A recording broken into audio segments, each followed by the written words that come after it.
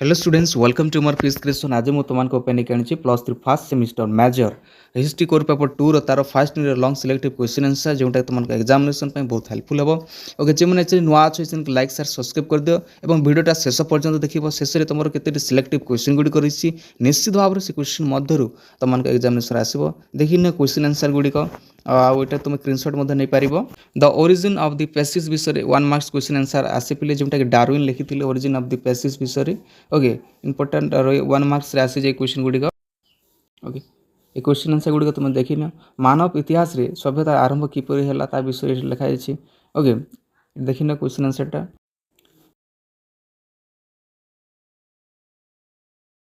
important question देख न जोटा कि पुरातन प्रस्तर युग कौन ओके क्यों क्यों उपादान आमको यही सभ्यतार संपर्क में जानवा मिली था ओके जो पुरातन प्रस्तर युग आम देखु जोटा कि प्रस्तर युग को 3 भाग में विभक्त कराई पुरातन प्रस्तर युग मध्य प्रस्तर युग और नूतन प्रस्तर युग बोली रखाई ओके 3टी रही अच्छी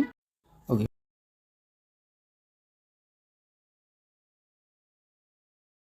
पुरातन प्रस्तर युगर वैशिष्ट्य प्रतिपादन कर ता विषय तुम लिख पुरातन प्रस्तर युग विषय डिटेल रे तार इनफर्मेशनटा देव से सामाजिक जीवन केमी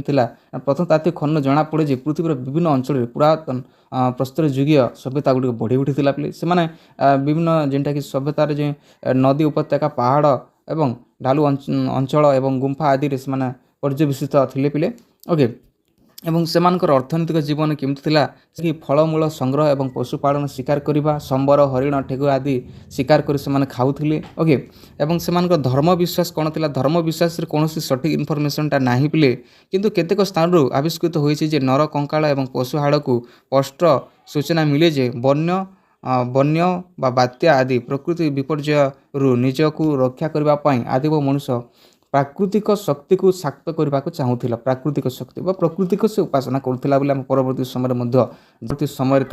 आम देखा पाइछुं जे से प्राकृतिक प्रकृति से पूजा करुले एवं से जंत्रपाति निर्माण जोटा कि जो प्रस्तर पत्थर को से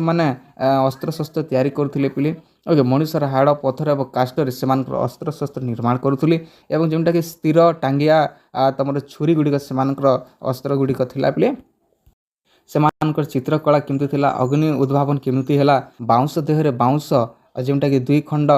काठ घसी हो निया बाहरी बणरे लागुला से प्रक्रिया को मनुष्य देखी बारंबार देखला यहाँ कौन होची यहाँ बोले से देखी देखी समयक्रमे से निहार उद्भावन करने को उद्यम करथिला पिले काठ बाउंस पत्थर आदि को घर्षण कर निहार सृष्टि करथिला जोटा कि पुरातन प्रस्तर युगर शेष समय ओके से ही निया को संगृहित खाद्य को रखिथिबा परिवेश को आलोकित करिबारे तथा हिंसक प्रजंतु भयभीत कराउथिला ओके